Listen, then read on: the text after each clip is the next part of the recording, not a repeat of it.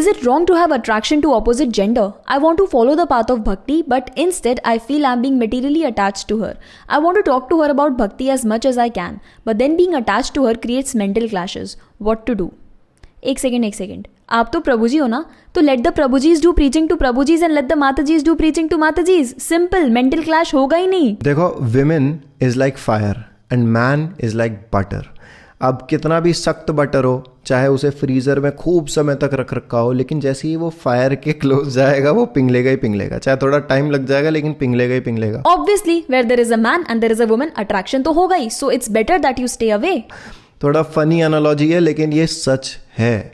You know, जब भी butter fire के कांटेक्ट में आता है वो पिघलता है. इसी तरीके से मैन जब भी विमेन के कांटेक्ट में आता है वो in due course of time थोड़ा सख्त होगा तो थोड़ा देर में पिघलेगा. तो अभी आपको ये समझना होगा कि आप मेंटली इतने स्ट्रांग नहीं हो, इतने ज्यादा एडवांस्ड नहीं हो स्पिरिचुअली कि आप एक माता जी को प्रीच करो and at the same time आप उनसे डिटैच रहो और आपको अट्रैक्शन ही ना हो. इसीलिए मेरा पर्सनल ये ओपिनियन है कि आपको उसको प्रचार नहीं करना चाहिए. Man to man, women to women.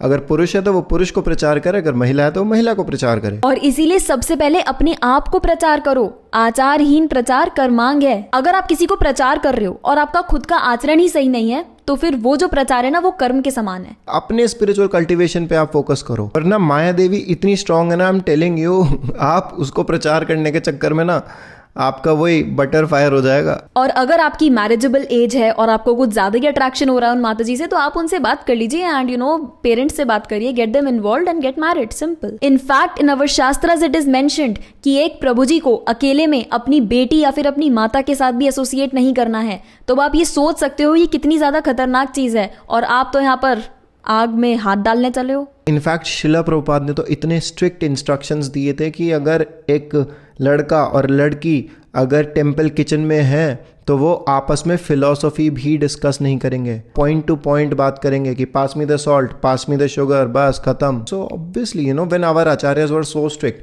Obviously they are extremely intelligent. They know कि माया कितनी प्रबल है, कैसे फिसला देती है महामाया.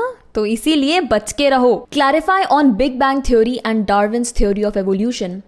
13.8 बिलियन साल पहले कैसे एकदम से मैटर, टाइम, एनर्जी, स्पेस सब कुछ एकदम से कंप्रेस हो गया और फट गया और बिग बैंग हो गया, और ठंडे होने पर उस पे से प्लैनेट्स, सन, मून सब कुछ एकदम से आ गए. वाओ, कम ऑन यार. मतलब एक चीज सोचो, पहली बात तो ये नंबर कहाँ से आता है 13.8 बिलियन ईयर्स, इतना वो भी प्रिसाइज. ये बिग बैंग वगैरह कुछ नहीं है. ये वो लोग जो लोग शास्त्रों में यकीन नहीं करते हैं, जो लोग भगवान के एग्जिस्टेंस में यकीन नहीं करते हैं, उनका एक एक्सप्लेनेशन है कि कैसे सब कुछ एग्जिस्टेंस में आया. अब आप एक बात बताओ, अगर कोई भगवान में विश्वास नहीं करता तो हम उससे ये पूछेंगे कि भाई सब कुछ कैसे बना, तो वो कुछ तो एक्सप्लेनेशन देगा ना, तो वही बिग बैंग है बस. बट आप ये एक चीज अच्छे से समझ जाओ, फ्रॉम नथिंग कम्स नथिंग. और ये big bang theory, Darwin's theory of evolution, ये सब क्या है? They are just theories, they have never been proven. And theory क्या होती है? थ्योरी की डेफिनेशन क्या होती है? It is just a mere explanation for understanding a phenomena, that's it. कोई एविडेंस है ही नहीं. दूसरी तरफ महाभारत एक प्रूवन साइंटिफिक फैक्ट है, और महाभारत हुई थी इसके लिए एक बुक है जिसमें सारे एविडेंसेस पाए जाते हैं. ये बुक लिखी है चंद्रू रमेश ने, यानी कि हिज ग्रेस चक्रपाणी प्रभु जी ने. आप इस बुक को पढ़ सकते हो. इसमें महाभारत मिथ या हिस्ट्री क्या है एग्जैक्टली सब कुछ आपको इसमें मिल जाएगा. एंड अगर महाभारत सच है तो कृष्णा सच है, एंड कृष्णा सच है, भगवान सच है. यानी कि शास्त्रों में जो पूरी एक्सप्लेनेशन है क्रिएशन को लेकर वो पूरी सच है. एंड अगर वो सच है तो बिग बैंग फॉल्स है. और देखो बहुत सारे यूट्यूब क्रिएटर्स हैं जैसे कि ध्रुव राठी, और वो बहुत अच्छी एजुकेशनल वीडियोस बनाते हैं, उनको जरूर देखें. लेकिन जहां पर भी वो अपने पर्सनल बिलीव्स डालना शुरू कर देते हैं ना, जैसे कि डार्विन थ्योरी ऑफ एवोल्यूशन की या फिर पॉलिटिकल व्यूज, वहां पर आप उनको राधे राधे बोलो और आगे बढ़ो. I am worshipping Lord Shiva since many years. I am never attracted to Lord Krishna. Is my bhakti real? Yes, of course. Krishna खुद क्या कह रहे हैं भगवत गीता में? यो यो यम यम तनुम भक्ता श्रद्धा अर्चितुम इच्छति. कृष्णा खुद कह रहे हैं जिस जिसका जहां जहां पर फेथ होता है, जिस जिस फॉर्म में फेथ होता है, वहां पर उसके फेथ को, उस भक्त के फेथ को कृष्णा खुद स्टडी करते हैं. सबकी अपनी स्पिरिचुअल जर्नी चल रही है. कोई सदाशिव लोक जाएगा, कोई वैकुंठ लोक जाएगा, कोई गोलोक जाएगा. हमारा सनातन धर्म बहुत वास्ट है, बहुत ब्रॉड है. सो यस, योर भक्ति towards Lord Shiva is real. Sadashiv is also eternal, just like Vishnu, Krishna. फिर उसके बाद सदाशिव से महेश धाम आता है, फिर अपने भौतिक जगत में रुद्र, फिर अवतार, फिर अलग अलग महादेव, शिवा।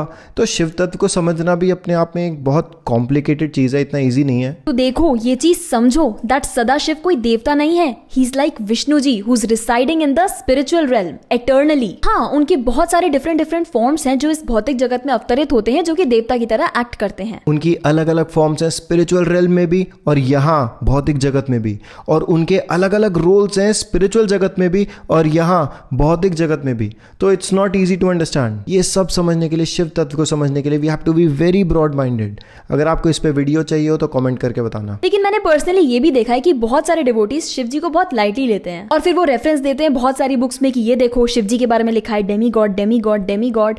तो आपको ये चीज समझनी होगी कि ऐसे बहुत सारे टर्म्स हैं हिंदी में जिनका प्रॉपर इंग्लिश वर्ड नहीं है। तो फॉर एग्जाम्पल जैसे महादेव, देवों के देव महादेव, तो देवों के देव देव के लिए तो हो गया डेमी गॉड, तो महादेव के लिए कोई वर्ड नहीं है, तो इसीलिए डेमी गॉड वर्ड यूज कर दिया गया है। लेकिन एक्चुअली में he is not Demi God. एक और एग्जाम्पल देती हूँ, जो हमारे गुरुदेव का उच्चिष्ट होता है उसके लिए इंग्लिश में नॉर्मली क्या टर्म यूज किया जाता है? रेमिनेंट्स। लेकिन एक्चुअली में रेमिनेंट्स का मतलब क्या है? बचा कुचा। लेकिन गुरुदेव के उच्चिष्ट को आप बचा कुचा तो नहीं कह सकते ना, तो इसीलिए उच्चिष्ट का भी प्रॉपर इंग्लिश वर्ड नहीं है। और सिर्फ यही वर्ड्स नहीं, ऐसे बहुत सारे वर्ड्स हैं। I am very ambitious, I participate in educational competitions, so is it okay to have higher goals for my future self being in spirituality. Educational competitions में पार्ट लेना बहुत अच्छी बात है, क्योंकि वो हमको आफ्टर स्कूल बहुत हेल्प करता है। लाइक अगर हम स्कूल में है, लाइक फॉर एग्जांपल जब मैं स्कूल में थी तो मैं सारे कॉम्पिटिशन्स में पार्ट लेती थी। Dance competition, salad making competition, Rakhi competition, debate, speeches, sports का कुछ हो रहा है, लाइक हर जगह, स्पोर्ट्स में तो कम बट हर जगर मैं पार्टिसिपेट करती थी and I was very competitive. लेकिन ना हमको इस चीज़ का हमेशा ध्यान रखना होता है कि क्या हम हेल्दी कॉम्पिटिशन कर रहे हैं या फिर हम हेल्दी कॉम्पिटिशन के नाम पर हमारे अंदर कहीं ना कहीं जेलसी, एंगर और द्वेष, ये सब चीज़ें आ रही है कि वो कैसे हमसे आगे निकल उसको तो मैं आगे बढ़ने दूंगा ही नहीं, उसको तो मैं आगे बढ़ने दूंगी ही नहीं। तो इसमें बहुत ही there is a very fine line. तो हमें इस चीज का बहुत ख्याल रखना है कि वो सच में हेल्दी कंपटीशन ही हो, जेलसी, द्वेष, इन सब चीजों में ना बदल जाए, क्योंकि ये चीजें कब आती है ना हमको पता भी नहीं चलता। देखो लाइफ का जो पूरा थीम है ना वो है बैलेंस। कृष्णा क्या कह रहे हैं भगवद गीता में? युक्ताहार विहारस्य युक्त चेतस्य कर्मसु। अगर आप लाइफ में बैलेंस नहीं हो ना तो आप स्पिरिचुअल लाइफ में आगे प्रोग्रेस नहीं कर सकते। It's very simple. अब it's good to have goals, लेकिन बहुत ज़्यादा एम्बिशियस होना ना ये बिल्कुल भी अच्छा नहीं है, बिकॉज बहुत ज़्यादा एम्बिशियस होने के चक्कर में ना आप एक बार पैसे कमा लेती हो। बहुत सारे लोगों को हम जानते हैं ऐसा जो आज भी ऐसा सोचते हैं कि एक बार पैसा कमा लेते हैं अच्छे से फिर भक्ति करेंगे। बहुत ऐसे लोग हैं, और अगर आप इस चक्रव्यूह में फंस गए ना तो बस फंस गए। ये जो एम्बिशन की भूख है ना ये कभी ख़त्म नहीं होती। हम जब कॉर्पोरेट वर्ल्ड में ज्वाइन करते हैं ऑफिस, तो हम एज एन एम्प्लॉय ज्वाइन करते हैं, फिर हम फिर हम टीएल टीम लीडर बनना चाहते हैं, फिर हम मैनेजर बनना चाहते हैं, फिर एचओडी हेड ऑफ डिपार्टमेंट बनना चाहते हैं, है ना। फिर उसके बाद सोचते हैं किसी और कंपनी पे कोई और बड़ी पोजीशन पे जॉब मिल जाए। तो ये भूख कभी ख़त्म नहीं होने वाली। हमारे आचार्य ने क्या बोला है कि वी शुड जस्ट, हमें बस इतना एकत्रित करना चाहिए कि just to keep our body and soul together. I know वो बहुत ज़्यादा एक्सट्रीम है आज के सर्कमस्टांसेस को देखते हुए, लेकिन कम से कम हमें यहाँ तक तो ख्याल रखना चाहिए कि हम बस एक सिंपल लिविंग हाई थिंकिंग की फिलॉसफी पे जिए। क्योंकि अगर हम बहुत ज़्यादा एम्बिशियस होंगे ना तो आप इस चीज़ को समझ जाओ कि वो हमारा एम्बिशियस होना हमारा जो रियल धर्म है, हमारे जो सोल का धर्म है ना, उससे हमें डिस्ट्रैक्ट कर देगा। और किस चक्कर में? बस ये बंगला, गाड़ी, बड़ी पोजीशन, मतलब अपने स्थूल शरीर को या अपने सूक्ष्म शरीर को सेटिस्फाई करने के लिए, उसे कंफर्ट देने के लिए हम अपने सोल के धर्म से डिस्ट्रैक्ट हो जाते हैं। एक चीज़ कभी शांति से बैठ के क्रिटिकली एनालाइज करना। आप जो भी कुछ कर रहे हो अपनी लाइफ में, बड़ी गाड़ी के पीछे भाग रहे हो या फिर बड़ी जॉब या बड़ी पोजीशन, पावर, ये सब चीज़ किस लिए कर रहे हो? आप या तो ये कर रहे हो अपने स्थूल शरीर के लिए या सूक्ष्म शरीर के लिए, मतलब माइंड, इंटेलिजेंस, ईगो। अब अगर आप पोजीशन के पीछे भाग रहे हो, बड़ी जॉब के पीछे भाग रहे हो, है ना, या फिर पावर के पीछे भाग रहे हो, तो ये किस लिए कर रहे हो? अपने माइंड, इंटेलिजेंस और ईगो के लिए, है ना। तो इसी तरीके से जब आप बड़ी गाड़ी के पीछे भाग रहे हो, बड़े कंफर्ट के पीछे भाग रहे हो, सोफा हो, मेरे घर में 4-5 नौकर चाकर हो, तो ये किस चीज़ के लिए है? यह है शारीरिक स्थूल बॉडी के लिए। तो ये जो एम्बिशन है, जितना भी एम्बिशन है, it's good to have goals, लेकिन देखो ये कड़वा सच है कि जितना भी ये एम्बिशन है ना, it is just to satisfy your सूक्ष्म शरीर, that is to satisfy your mind and your ego. तो बहुत ही अच्छी बात है आप एजुकेशनल कॉम्पिटिशन्स में पार्ट लीजिए, बिकॉज वो अल्टीमेटली आपकी पर्सनालिटी ग्रूमिंग में आपको बहुत हेल्प करेगा। गोल्स भी होना बहुत अच्छी बात है, क्योंकि उससे हमको एक we look forward to doing new things in life. लेकिन हर चीज की ना अति भी अच्छी नहीं होती, और हमको हमेशा बैलेंस रखना है लाइफ में। इसीलिए we have to be in the संग ऑफ साधुज। क्योंकि क्या होता है कि दे कीप अस ग्राउंडेड। हम कब इस चकाचौंध भरी दुनिया में ना एकदम से घुस जाते हैं, एकदम से पागल हो जाते हैं, भागना शुरू कर देते हैं ये सब चीज़ों के पीछे, but they keep us simple, they keep us down to earth. साधुओं की संग, जो डिवोटीज की एसोसिएशन होती है ना, वो हमें नीचे धरती पे रखती है। देखो ये जो ह्यूमन बॉडी है ना, ये बहुत रेयरली मिलती है। कितनी बार बोला है भगवद गीता में, मनुष्य नाम सहस्रेषु, है ना। उसके बाद क्या बोला है, बहुनाम जन्म नामन्ते। तो मतलब, और इतनी बार भागवतम में भी हर जगह बार बार बोला गया है कि कितना रेयरली हम, पहली बात तो ये ह्यूमन बॉडी में, उसके बाद कितना रेयरली हम कृष्ण को अचीव कर सकते हैं। तो अभी एक ये अपॉर्चुनिटी है, ये अपॉर्चुनिटी हमें ये सब चीज़ों में नहीं गवा देने की, टू मच एम्बिशियस होना है, हमें ये करना है वो करना है। हाँ ठीक है, हम अचीव करते हैं कुछ चीज़ and then we use that to propagate Krishna consciousness all throughout, तो हमें वो चीज़ भी रखनी है ध्यान में। एट द सेम टाइम इस चक्रव्यूह में हम कब फंस जाएंगे हमें पता भी नहीं चलेगा। सो टू मच एम्बिशियस होना, no, it's not good. What was your reaction after getting to know that you received 2 million plus views on Kerala story? Well, अब तो उस पे 3 मिलियन व्यूज़ आ चुके हैं यूट्यूब पर, और फेसबुक पे I think we found out 10 million views आ चुके हैं, और व्हाट्सएप पर हर जगह सर्कुलेट हो रही थी। हाँ, अच्छा लगा। लेकिन देखो सच बताऊं तो किसी भी स्पिरिचुअल क्रिएटर के अगर व्यूज़ आते हैं अच्छे, ज़्यादा लोगों तक उनकी बात पहुंचती है, तो उतना ही अच्छा लगता है। एंड आई एम श्योर उन सभी स्पिरिचुअल क्रिएटर्स को भी, पूरी कम्युनिटी में लोगों तक ये स्पिरिचुअल मैसेज पहुंच रहा है, तो उनको भी उतना ही अच्छा लगता है। व्यूज़, सब्सक्राइबर्स, ठीक है, कितने लोग उसको लाइक कर रहे हैं, कितने कमेंट कर रहे हैं, वो एक्चुअली ट्रू सक्सेस का इंडिकेटर नहीं है। हमारे लिए सक्सेस तब होती है, ऑब्वियसली अच्छी बात है, लाइक अगर ज़्यादा व्यूज़ आ रहे हैं, दिस मीन्स दैट ज़्यादा लोगों तक पहुंच रहा है हमारा कॉन्टेंट और ज़्यादा लोग उससे कनेक्ट कर पा रहे हैं। लेकिन एट द सेम टाइम जो ट्रू सक्सेस है एक पर्टिकुलर वीडियो का, वो इससे जाना जाता है कि कितने लोगों ने उस वीडियो के मैसेज को अपनी लाइफ में इम्प्लीमेंट किया, कितने लोगों ने उस लेसन को जो सीखा उसको लोगों के साथ शेयर किया, और कितने लोग उसको अपने जीवन में एक्चुअली में उतार रहे हैं। ये इंडिकेटर होता है एक true success of a video का। वरना देखो व्यूज, लाइक और सब्सक्राइबर, वरना ये सब तो चलता रहेगा। हमारे सामने रील, शॉर्ट देखते हो आप, मिलियंस व्यूज आते हैं, मिलियन लाइक्स आते हैं, कुछ फ़र्क पड़ता है, हमें याद भी नहीं रहता कौन शॉर्ट बना रहा है, कौन रील बना रहा है, आते हैं जाते हैं, आते हैं जाते हैं, कुछ याद भी नहीं रहता है। So it really doesn't matter. अगर मान लीजिए उस वीडियो को 10 मिलियन लोगों ने देखा, और हम ये अज्यूम करते हैं कि 1% लोग जो थे उनमें से उन्होंने सीरियसली उस लेसन को अपने जीवन में इंप्लीमेंट किया, विच इज लाइक अराउंड 100,000 लोग। तो अगर 100,000 लोगों ने उस मैसेज को सीरियसली लिया, अपनी लाइफ में उस मैसेज को उतारा, इंप्लीमेंट किया, उससे कुछ सीखे, तो that is true success of the video. लेकिन देखो अगर ये नंबर के चक्करों में फंस गए ना, ये तो फिर अभी 2 लाख, फिर 1 मिलियन, फिर 10 मिलियन, फिर 100 मिलियन, ये तो कभी ख़त्म ही नहीं होगा। अब आप सबसे बड़े यूट्यूबर को देख लो, मिस्टर बीस्ट को देख लो, उसका अलग चल रहा है कि मुझे टी सीरीज़ को पार करना है, फिर उसके बाद टी सीरीज़ वाले का ये चल रहा होगा कि मुझे टॉप पे रहना है। ये तो चलता ही रहेगा। नेक्स्ट क्वेश्चन, अगर कृष्ण यशोदा मैया, राधा रानी, सुदाम, बलराम के साथ बिजी हैं, तो मुझे कब चांस मिलेगा उनके साथ टाइम स्पेंड करने का? हाँ सही बात है, अगर कृष्ण अष्टकाल्य लीला में पूरा पैक्ड है तो फिर हमें कब मौका मिलेगा?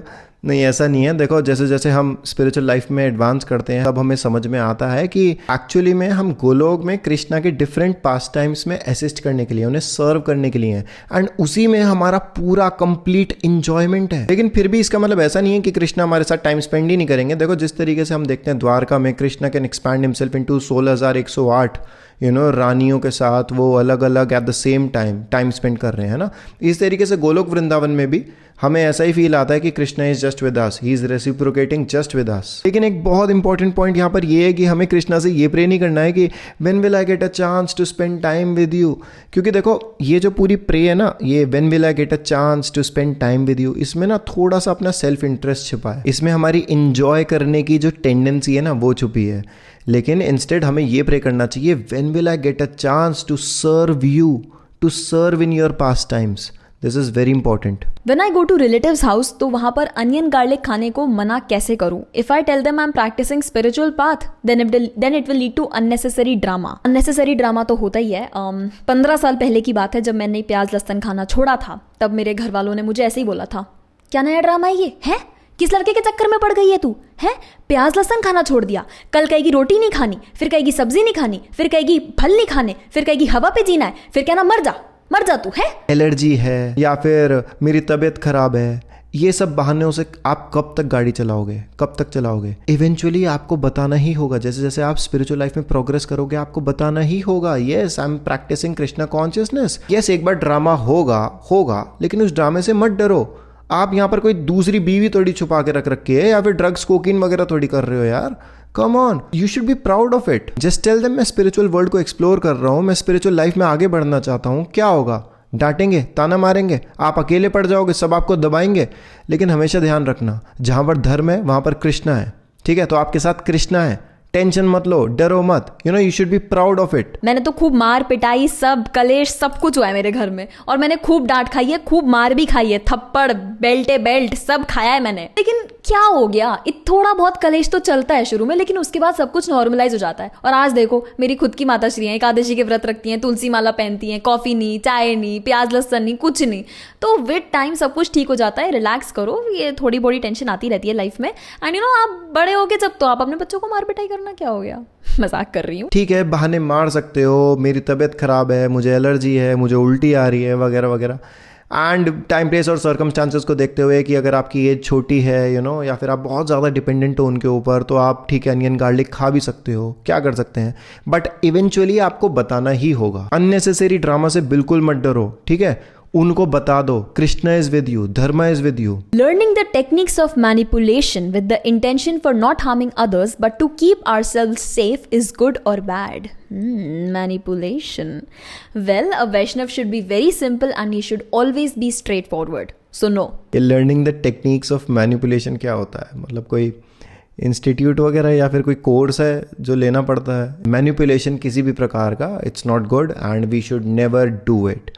वैष्णव is always simple and very straightforward. हाँ, अपनी इंटेलिजेंस यूज़ करता है, जहाँ पर चुप रहना होता है चुप रहता है, स्मार्ट होता है, टाइप प्लेस एंड सर्कमस्टांसेस को देखते हुए बोलता है। लेकिन ये मैनिपुलेशन करना, दूसरों को मैनिपुलेट करना, बिकॉज उनका डिसीजन चेंज हो जाए, क्योंकि कब ये मैनिपुलेशन ना हम अपने फ़ायदे के लिए यूज़ करना शुरू कर देंगे ना, ये सोच के कि ये तो हम अपने बचाव के लिए कर रहे हैं, अपने डिफेंस के लिए कर रहे हैं, अपने राइट्स के लिए कर रहे हैं, पता भी नहीं चलेगा। So this is very dangerous and you should never do it. Next question है, students in my school use very disrespectful words for Krishna and Narasimhadev although they live in Vrindavan.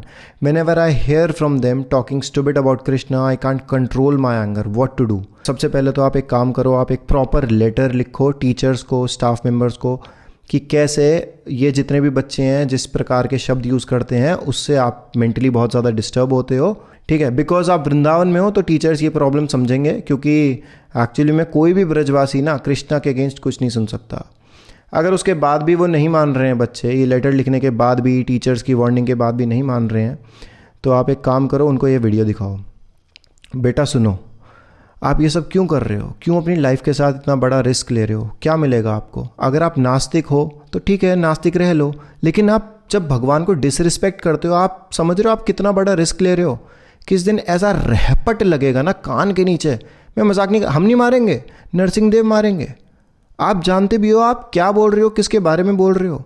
एक एक चीज़ नोट की जा रही है, एक एक चीज़ नोट की जा रही है यमराज द्वारा, समझ रहे हो? क्यों रिस्क ले रहे हो? बेटा देखो, नरसिंह देव के साथ, कृष्णा के साथ, प्लीज भगवान के साथ आप इस तरीके का रिस्क मत मोलो, स्पेशली नरसिंह देव जी के साथ, क्योंकि बेटा एक दिन ऐसे मुंह के बल गिरोगे ना, बता रहे हैं हम तुमको, देख चुकी हूं मैं ऐसे बहुत लोगों को। इसलिए प्लीज, चिढ़ाना है ना अगर उस बच्चे को तो कुछ और करो, लेकिन भगवान के नाम को लेकर बिल्कुल भी कुछ मत करना, रिजल्ट अच्छा नहीं होता है। अगर आप किसी सही बंदे से टकरा गए ना, और अगर इस प्रकार के शब्द, जैसे आप डिसरिस्पेक्टफुल शब्द यूज कर रहे हो कृष्णा के लिए, नरसिंहदेव के लिए, मार मार के ना भूत बना देगा वो, समझ रहे हो? तो सुधर जाओ, ठीक है? अगर आप नास्तिक हो, अगर आपको विश्वास नहीं है तो चुप रहो ना, क्यों रिस्क ले रहे हो? और यहाँ पिटने पिटाने का रिस्क तो बहुत छोटा है, सोचो यमराज जो सब चीज़ नोट कर रहा है वो बहुत बड़ा रिस्क है भाई, ठीक है? इसीलिए सुधर जाओ, शांति से अपनी लाइफ बिताओ, ठीक है? अगर आपको विश्वास नहीं है कृष्णा में, नरसिंहदेव में, दूसरे के सेंटिमेंट्स का मजाक उड़ाने की ज़रूरत नहीं है। और देखो, आपको यहाँ पर मेंटली डिस्टर्ब होने की बिल्कुल ज़रूरत नहीं है।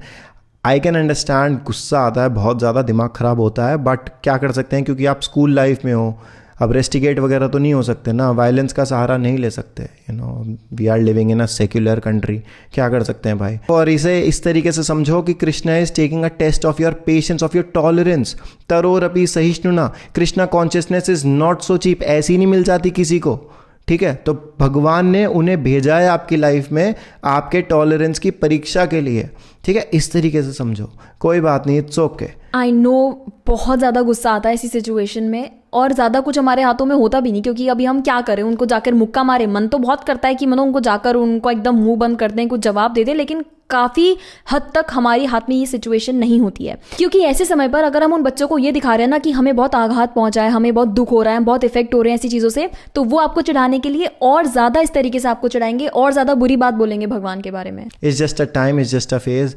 और ये फालतू के लोग भी ना आपकी लाइफ में बस एक फेज की तरह हैं, चले जाएंगे, डोंट वरी।